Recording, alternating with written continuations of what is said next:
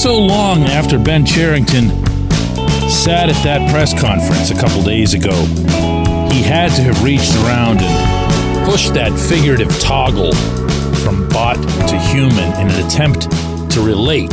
Sounded to me like an orchestrated attempt to relate to people who actually care about the franchise. Good morning to you. Good Friday morning. I'm Dejan Kovacevic of DK Pittsburgh Sports. This is Daily Shot of Pirates. It comes your way bright and early every weekday. If you're into football and or hockey, I also offer daily shots of Steelers and Penguins in the same place that you found this. The Reds hired Terry Francona last night, if you weren't up that late. Big move inside the division. The Reds didn't like their level of success under David Bell. They fired David Bell, and they went and somehow lured Tito out of retirement. Beaver County's own. And I say that not because we're so provincial in Pittsburgh that ... which we actually are, but because this franchise could use a winner. This franchise could use someone who every single place he's been has crafted and sustained a winning culture, a winning mindset. That's the Pittsburgh thing I've been talking about. It doesn't need to be someone from Pittsburgh. It doesn't even need to be someone who can find Pittsburgh on a map. It needs to be someone who, like Clint Hurdle, took to the podium the day he was introduced and told all of us reporters, stunned, sitting in that room, that it was he who interviewed them way more than the other way around. Meaning interviewing Bob Nutting, Frank Coonley, Neil Huntington. And even if he might have sounded crazy at the time, it was relatable. It was at that press conference that Clint said, for the first time, a line that he'd use a lot, that his goal was to help rebond a city with its baseball team. And soon enough, there was the 2013 blackout. There were 3 consecutive playoff appearances. There was a 98-win season in 2015 that, if it weren't for that awful one-and-done wildcard format, could have, well, let's just not even go there. And then there's this.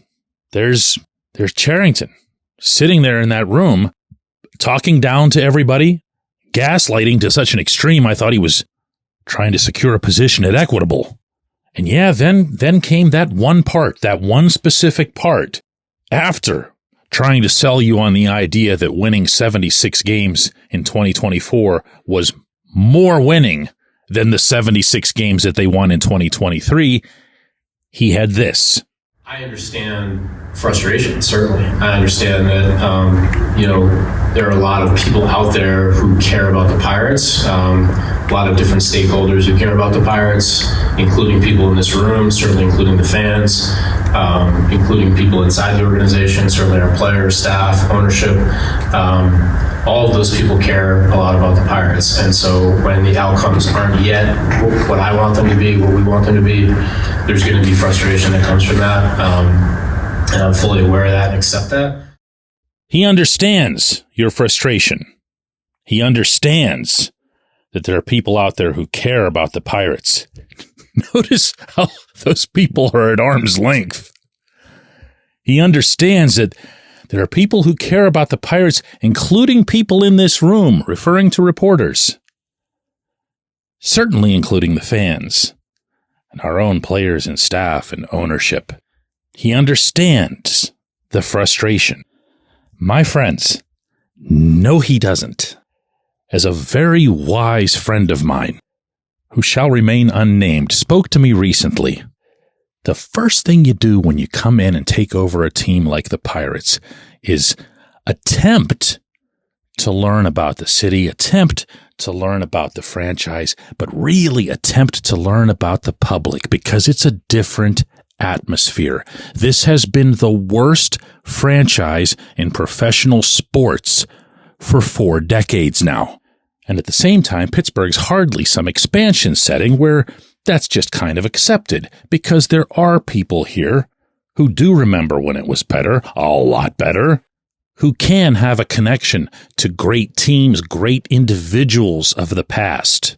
There are people for whom 143 years of history courses through their veins, No, Cherington does not understand those people's frustration. He does not get that.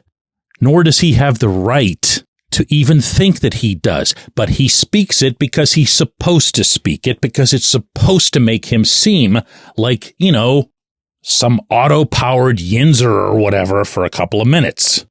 And if any of that or all of that came across as clumsy and awkward, and to me, I thought it was the absolute low point of the entire press conference, even including the aforementioned math, even including his pathetic reference to having to operate, quote, in a place like Pittsburgh, end quote, as if they aren't winning in places like Milwaukee, Kansas City, Cleveland, San Diego, St. Petersburg, Baltimore, Detroit. But he says it in the same tone that a lot of them do, the whole frustration thing. To them, that's just a nuisance. To the people inside 115 Federal in baseball ops, your frustration is an annoyance. It's an outside variable that needs to be dealt with on those occasions when the temperature gets a little bit too high. It is not something that is experienced internally. It is not something that is felt internally. At the risk of being ridiculously repetitive, they're about their process. If they get through the day and they feel that their process worked smoothly at all of the various things that the process is supposed to do, then everything's just fine, and it's only a matter of time and some significant luck before the results are there. That's not how I feel, obviously. That's how they feel, and that's how they act, and that's why they say things like frustration. I get, me, Ben Cherington, sitting at this table, I get why you feel the way you do. I get why it's an outside variable and an annoyance. And I'm going to try to work really hard to make sure that this outside variable dissipates. I just can't. When we come back, J1Q.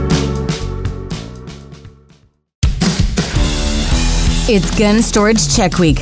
Help prevent unwanted access to your firearms. No one wants their unsecured gun to be used in an accident, a suicide, or a crime. Use lockboxes, safes, and locks to secure your firearms. Learn more at gunstoragechek.org. That's gunstoragechek.org. Brought to you by NSSF, the Firearm Industry Trade Association.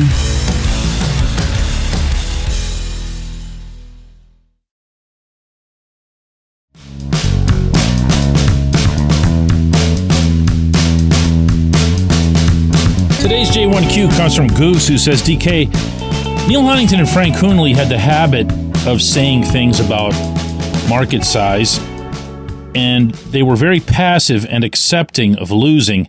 They, too, acted like any fan not singing their praises was a village idiot. Ben Cherington sounds no different and might be even more condescending. How does Bob Nutting hire these types? Or does he instill and demand this kind of thinking and speech? I contrast this with stories about Jim Rutherford nearly dismantling elevators every time that the Penguins would lose a game. I'd expect that kind of competitiveness for leaders in professional sports, not crap about winning more when the idiot math of wins and losses clearly says that you didn't. Goose, you laid out a lot of stuff there, and I'm going to share with people who maybe listen to this program but aren't as familiar with hockey that Rutherford, the Penguins general manager through their two most recent Stanley Cup runs, might be the nicest, most gentle creature on planet Earth, except if his team would lose. And it's not that what did you say, you're dismantling elevators or whatever. He would just turn beet red, and he couldn't be approached. There wasn't even a, hey, Jim, good night, Jim, nothing. He couldn't be contacted. Okay, by normal means. And this applied whether he was in Pittsburgh or on the road. I'd see him in some concourse or something. Hey, Jim, travel safely. Nothing, zero. And to willfully not leave them out, the Steelers are made of the same stuff. I probably don't need to tell anyone about Mike Tomlin's moods. after losses, but you're going to have to trust me, it's even worse than whatever it is that gets picked up by cameras and microphones. And the same is true of everyone in that operation. They're winners. They're winners. They don't like to lose. They don't put anything ahead of winning. Doesn't mean they always do it, but it does mean they always try. And you never, ever, ever, even in the setting where the Steelers and Penguins have both either not made the playoffs or not won anything in the playoffs for a significant stretch now, no one questions their will. Not one. Not one person anywhere says, yeah, but are they serious about winning?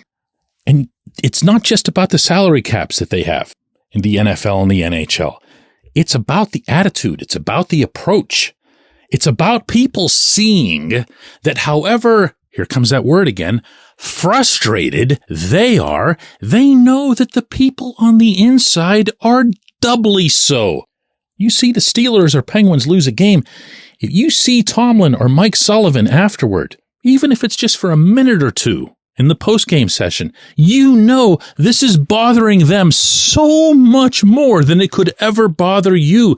And there's a solace in that. There's a comfort in that. We want our head coaches, our managers, to be the Jim Leland food table flippers. We want them to have a soul. We want them to be like us, you know, here in a place like Pittsburgh. Man, I don't even remember what you asked. I'm so sorry. That's this subject. Listen, we're going to be back with another one of these on Monday. Heck, I got enough raw meat in that press conference. I could carve that up for a month and a half.